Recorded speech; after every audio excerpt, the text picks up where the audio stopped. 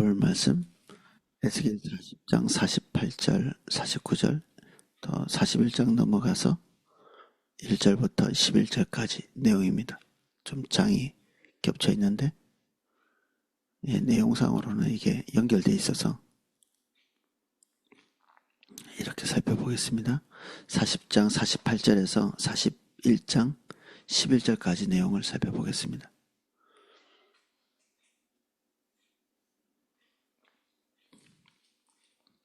48절입니다. 그가 나를 데리고 성전문 현관에 이르러 그 문 좌우 벽을 측량하니 너비는 이쪽도 5척이요 저쪽도 5척이며 두께는 문 이쪽도 3척이요 문 저쪽도 3척이며 그 현관의 너비는 20척이요 길이는 11척이며 문간으로 올라가는 층계가 있고 문 곁에는 기둥이 있는데 하나는 이쪽에 있고 다른 하나는 저쪽에 있더라. 이제 여기가 마지막 종착역이죠. 이 바깥에서부터 이제 하나님의 임재가 직접 머무시는 이 성전까지 들어왔습니다. 성전에 아직 들어가지는 않고 지금 바깥에 현관에 이렇게 있는데 성전 문을 열고 안으로 들어가기 전 그 입구에 지금 서 있고 거기에는 이제 현관으로 이렇게 되어 있습니다. 문짝이 달려 있고 그 문짝은 굉장히 두꺼운 벽으로 이렇게 되어 있는 다른 어떤 벽들보다 비교할 수 없이 두꺼운 이 벽으로 첫 입구가 되어 있고 안에는 6m 반쪽씩 나눠져 있는 문짝으로 이렇게 달려 있어서 이게 폐쇄가 되어 있죠. 또 성전을 섬기기 위해서 들어갈 때 이제 그게 열리죠. 입구도 바로 그 네모 박스처럼 이렇게 되어 있는 전체적인 모양은 그런데 성전 입구로 들어가기 전에 그 앞에 약간의 이제 마당이라고 보기는 현관이죠. 현관 같은 것들이 이렇게 있고 그 안에 우리 솔로몬 성전에 있던 야긴과 보아스 같은 이 큰 이렇게 기둥이 위아래로 이렇게 서 있습니다. 물론 이 기둥이 뭐 전체 성전을 지탱하고 뭐 그런 것은 아니지만 어쨌든 상징적으로 이 두 개의 큰 기둥이 있고요. 그리고 양쪽에 벽들이 바깥으로 이렇게 삐죽 튀어나거나 이런 것이 없이 딱 이렇게 군더더기 없이 외적으로 볼 때는 딱 네모 박스처럼 이렇게 정결하게 딱 돼 있고 안에 있는 어떤 모양들은 또 안에서 이렇게 벽들이 축소되고 넓고 이렇게 하면서 이렇게 안에 배치가 되어 있습니다. 그래서 그 입구는 약간의 공간이 있고 이제 성전문을 열고 들어가기 전에도 어느 정도 여유 공간이 있습니다. 41장 1절입니다. 그가 나를 데리고 성전에 이르러 그 문 벽을 측량하니 이쪽 두께도 6척이요 저쪽 두께도 6척이라 두께가 그와 같으며 그 문 통로 너비는 10척이요 문 통로 이쪽 벽의 너비는 5척이요 저쪽 벽의 너비는 5척이며 이는 성소를 측량하니 그 길이는 40척이요 그 너비는 20척이며 이게 뭐 이렇게 몇 척 해도 머릿속에 잘 안 그려지실 텐데 딱 이게 정방향으로 이게 좌우 대칭이 흐트러지지 않고 딱 이렇게 대칭으로 이렇게 딱 되어 있는 그런 건물입니다. 그리고 성전의 문들을 측량하면서 이 바깥쪽에서부터 안쪽으로 이렇게 들어가고 있습니다.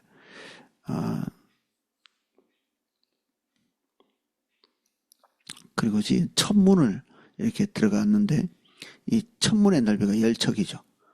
그리고 안으로 들어가면 이 문이 조금 더 좁아진다고 볼 수 있습니다. 우리 저 바깥에서부터 들어오는 문이 조금씩 이렇게 좁아지는 걸 볼 수 있고 안에 이제 지성소에 들어가는 내소는 이거보다 더 이게 좁아집니다. 그래서 바깥 성전문, 지성소 이렇게 들어갈수록 이 통과하는 문이 점점 좁아지는 형태입니다. 그래서 이게 주석에는 이제 그런 표현도 있더라고요. 하나님의 지성소, 그러니까 지극히 거룩한 장소에 들어갈수록 문이 비례해서 좁아진다. 그래서 문의 크기가 작을수록 하나님의 지성소는 가까워지는 거죠. 하나님을 대면하는 장소는 가까워지는 것입니다. 3절입니다. 그 안으로 들어가서 내전 문 통로의 벽을 측량하니 두께는 2척이요 문 통로가 6척이요 문 통로의 벽 너비는 각기 7척이며 그간 내전을 측량하니 길이는 20척이요 너비는 20척이라. 그가 내게 이르되 이는 지성소라 하고 성전 벽을 측량하니 두께가 6척이며 성전 3면에 골방이 있는데 너비는 각기 4척이며 골방은 3층인데 골방 위에 골방이 있어 모두 30이라. 그 3면 골방이 성전 벽 밖으로 그 벽에 붙어 있는데 성전 벽에 성전 벽 속을 뚫지는 아니하였으며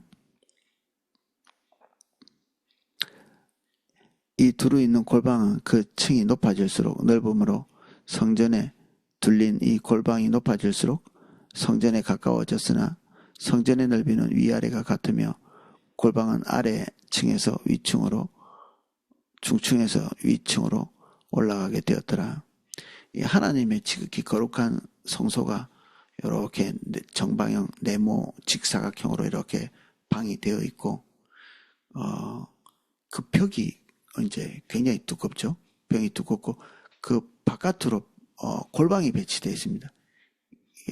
하나님의 지성소가 있는 큰 공간을 주변으로 이렇게 다닥다닥 이렇게 붙어가지고 30개의 방이 있습니다. 30개의 방.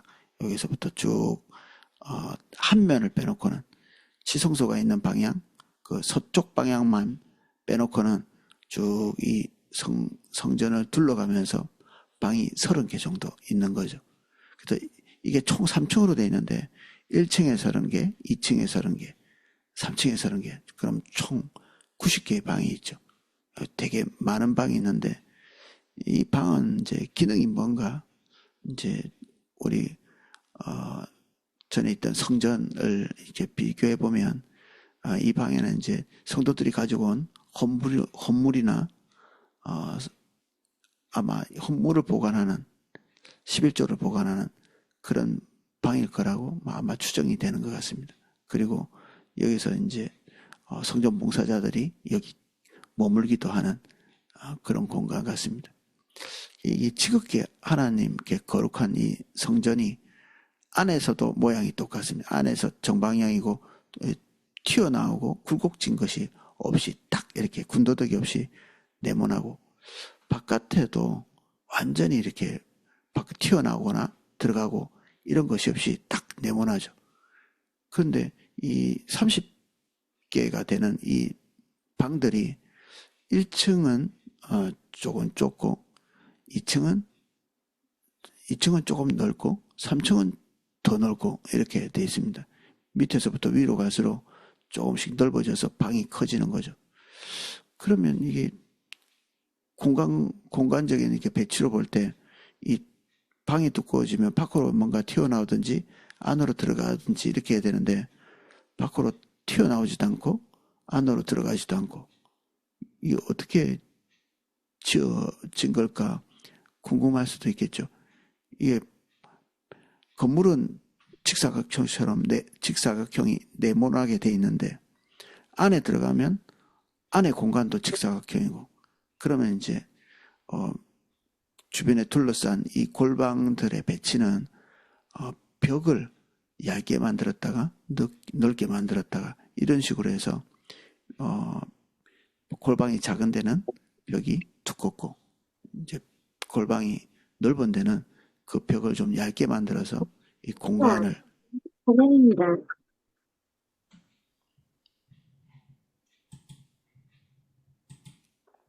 공간을 밑에서부터 위에까지 이렇게 배치를 하고 있습니다.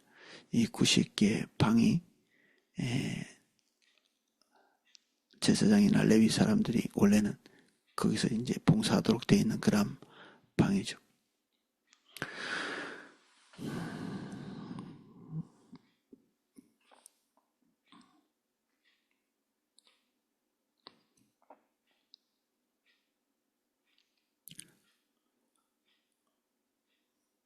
(8절입니다) 내가 보니 성전 3면의 지대 곧 모든 골방 및의 지대 높이는 한 장대로 곧 큰 자로 6척인데 성전에 붙어있는 그 골방 바깥에 벽의 두께는 5척이요 그 외에는 빈터가 남았으며 성전 골방 3면에 너비가 20척 되는 뜰이 둘러있으며 그 골방문은 다 빈터로 향하였는데 한 문은 북쪽으로 향하였고 한 문은 남쪽으로 향하였으며 그 둘레에 있는 빈터의 넓이는 5척이더라.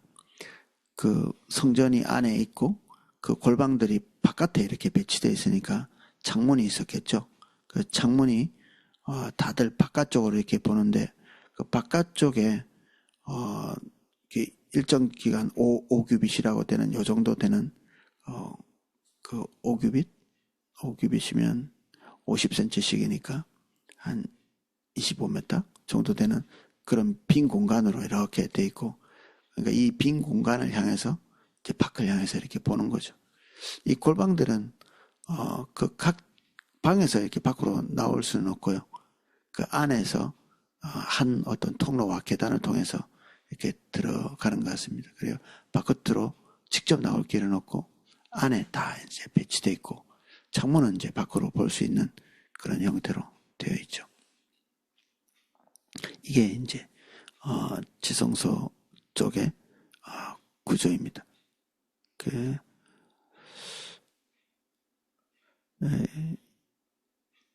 이 에스겔의 그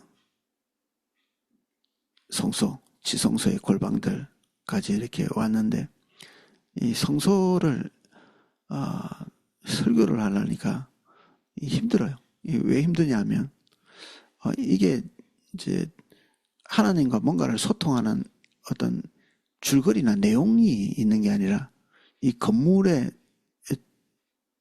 사이즈를 측정한다든지 길이를 이렇게 측정한다든지 이런 식으로 돼 있고 그리고 어떤 골방이나 공간이 있고 그리고 이런 구조를 말할 때 이 구조는 왜 이렇게 됐고 그리고 이 골방은 어떤 식으로 쓰이고 이제 주석에는 뭐 추정은 이렇게 저렇게 좀 되어 있는 데가 있고 없는 데도 있고 그런데 이렇게 되어 있는 근데 그 추정한 것도 사실은 뭐 미루어 추정하는 거지 딱 성경이 이것이다라고 고정돼서 얘기한 게 아니기 때문에 말하기가 좀 곤란한 거죠. 이게 맞는지 불확실하니까 이게 설교할 때 얘기할 수도 없고 그럼에도 불구하고 이제 하나의 확실한 것은 있더라고요. 그게 뭐냐면 하나님의 지성소와 성소 그리고 골방의 뜰 이런 것들이 뭐 복잡하든 단순하든 그리고 이게 군더더기가 있든 없든 간에 이 성소가 존재한다는 것입니다. 성소가 존재한다. 성소가 존재한다는 것은 이게 누구를 위한 걸까요? 성소가 하나님께서 임재하시는 곳이기 때문에 하나님이 여기에 편히 기거하시는가? 아니, 성소는 그런 의미가 아니죠. 성소는 처음에 솔로몬에 의해서 지어질 때 솔로몬이 그런 기도를 하거든요. 올바른 기도를 하는 거죠. 하나님께서 여기 오셔가지고 발등상도 여기 집어넣을 수 없다. 하나님은 우주의 주인이신데 정말 하나님의 존재에 비해서 너무나 보잘것없는 이 성소에 하나님께서 오셔서 여기에 기거하시고 여기에 존재하신다는 것 자체가 놀라운 일이죠. 하나님께는 지극히 겸손한 자세가 아니시면 여기에 내려오실 수도 없겠죠. 근데 그분이 굳이 이곳에 와서 이곳을 주목하시고 그리고 이곳에서 자기의 존재를 드러내시죠. 그렇게 하는 이유는 만남입니다. 만남, 교제. 여기서 하나님의 백성들과 만나고 열방의 모든 민족들과 이곳에서 이러한 방식으로 만나게 될 거라는 얘기죠. 이게 우리에게 감격이 되는 것이죠. 이 모든 구조는 하나님께서 오셔서 당신의 백성들을 만나기 위한 장소에 대한 설명인데, 여러 가지 더 깊이 있는 의미를 담아 놓을 수는 있겠지만, 우리가 하나님을 이곳에서 만난다는 이 의미가 가장 큰 것이죠. 그런 걸 보면 성령께서 오늘 우리 속에 내주하시고, 오늘 우리와 함께 현현하시는 분은 성령님이신데, 그분이 우리 안에 들어오셔서 내주하신다는 것 자체가 자연스러운 일은 아니죠. 당연히 그렇지, 이게 자연스러운 건데, 어떻게 만군의 하나님의 신이신 성령께서 우리 안에 들어와서 내주하시고 우리의 일거수일투족을 다 고치하고 견인하시고 동행하신다. 이게 우리에게 당연한 것으로 그냥 일상으로 받아들여지지 않기를 기대합니다. 하나님께서 우리에게 오셔서 함께 하시는 것은 맞지만, 이것은 우리 입장에서는 대단히 황송한 일이고, 그리고 우리는 그것을 누릴 수 있다는 것 자체가 감격스러운 일이죠. 하나님께서는 지금 이 에스겔 성전이 어떤 종말의 어떤 지점에 있을 성전인데, 이 성전에 거하시기보다는 우리와 함께 거주하시죠. 우리를 성전 삼으시고 하나님의 백성인 교회를 성전 삼으셔서 거기에 거주하십니다. 사실 이 에스겔 성전도 하나님께서 오시지 않고 여기 머무시지 않으면 이 거대하고 이렇게 장엄한 이 건물도 더 이상 성전은 아니죠.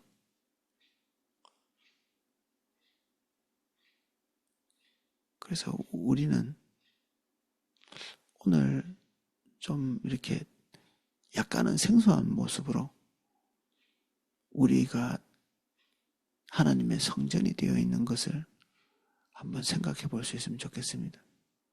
어떻게 나라는 그 보잘것없는 존재, 이 존재 안에 하나님의 신이 와서 거주하시고 동행하시는가? 그리고 성자 예수님께서 내가 너와 함께 먹고 너와 함께 마시리라, 그런 약속을 하셨을까? 우리 안에 내주하셔서. 그리고 그렇게 되고 있는 현재 우리의 삶은 대단히 하나님스러운, 하나님께서 임재하실 때는 하나님의 분위기가 나겠죠. 그분이 오셔서 우리 가운데 사시고 활동하시고 거주하시면 하나님의 모든 성품이 우리 안에서 들추어나게 되겠죠. 그분에게 자유를 더 드릴수록, 주권을 더 드릴수록 그분이 뜻하신 대로 하실 수 있는 그런 여건이 될수록, 그것은 그분이 활동하실 수 있도록 해드린다는 것은 우리가 그분께서 뜻하신 모든 것들에 대해서 순종하고, 그리고 우리 마음대로 조정할 수 있는 우리의 의지를 꺾고 하나님께 주도권을 드린다는 얘기거든요.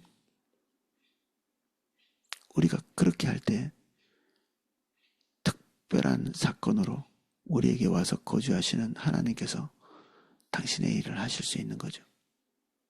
그걸 위해서 다시 오셨고 우리와 긴밀히 교제하기 위해서 우리에게 와 계십니다.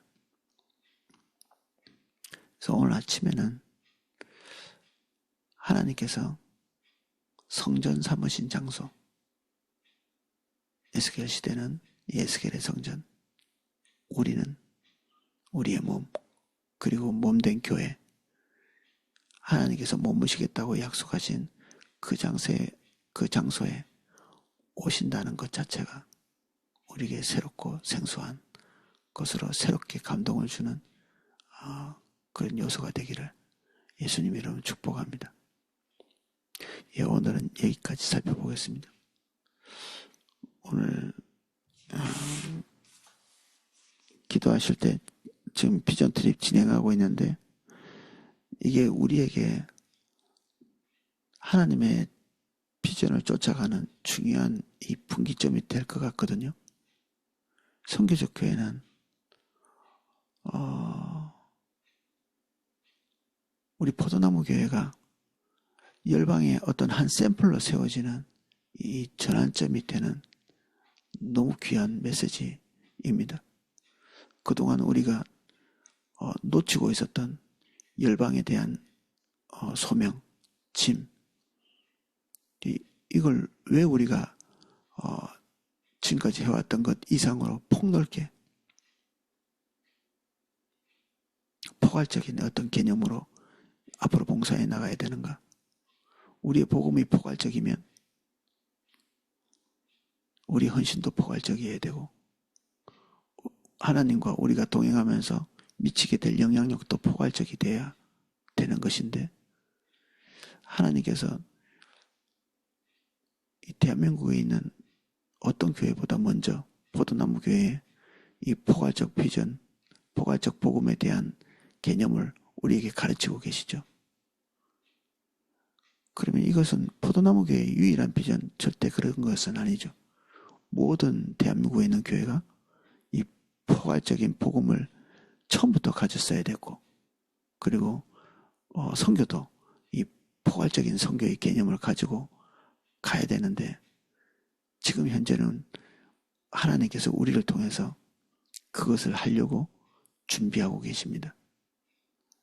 하나님께서 당신의 뜻을 가지고 포도나무 교회에게 뭔가를 말씀하고 계시고 뭔가를 말씀하시고 우리가 그것에 대한 통찰을 하고 순종을 하려고 결정할 때 하나님이 포도나무 교회를 통해서 그때부터 기이한 일들을 행하고 또 열방의 우리를 샘플로 이렇게 내세우게 되실 거거든요.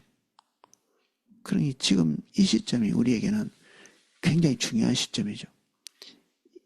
이것을 빨리 이해하고 빨리 우리가 수용하고 순종할수록 시간 낭비가 없고 지금 우리는 말 쓰지 말 살고 있고 다급하고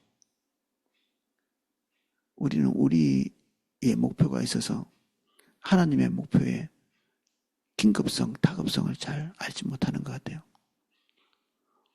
하나님의 때는 미리미리 이렇게 뭔가 이렇게 되는 게 아니라 그때 조금 기다려도 되는 게 아니라 지금 뭔가가 와 있다면 거기에 하나님의 뜻이 있습니다.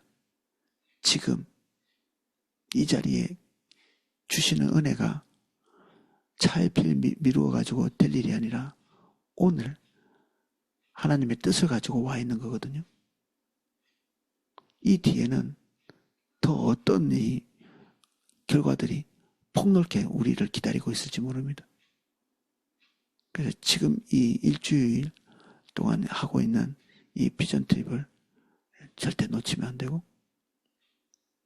한순간순간 주님께서 주시는 은혜들을 놓치면 그 놓친 한순간으로 그냥 끝나는 게 아니라 그 뒤에 연쇄적으로 일어나는 하나님의 은혜들이 다 그냥 차단돼 버리는 거죠. 그래서 오늘 우리에게 주어진 이 기회를 소중히 여길 수 있으면 주님의 것을 놓치지 않게 됩니다. 하나님의 것을 놓치면 결국 우리가 중대한 손실을 입는 거죠. 오늘은 이 비전 트립 위해서 특별히 기도 부탁드립니다. 그리고 저 개인적인 기도인데 제가 오늘 어깨 치료나 골반 치료를 좀 하려고 합니다. 이게 오랫동안 불편해 와서 활동이 제한이 되고, 그러니까 사역을 뭔가를 이렇게 하려고 할 때마다 이렇게 부담이 되고, 운전도 이게 굉장히 불편합니다. 이게 어느 일정 시간 이상 운전을 하게 되면 몸이 좀 타격이 있고 이런데, 이게 이 치료가 좀 잘 되면 좀 건강하게 활력을 가지고 일할 수 있을 것 같거든요. 그래서 오늘 치료하러 가는 골반 치료, 어깨 치료 오랜만에 다시 한번 이제 시도하는 건데, 뭐 또 뭐 여기 말고 또 다른 데를 찾아다니고 이렇게 할 수는 또 없고, 여기서 치료가 끝나기를 이제 기도해 주시길 부탁드립니다. 예, 제가 다시 한번 기도하고 각자 기도하도록 하겠습니다. 주님, 우리가 선교주 교회를 지금 나누고 있습니다.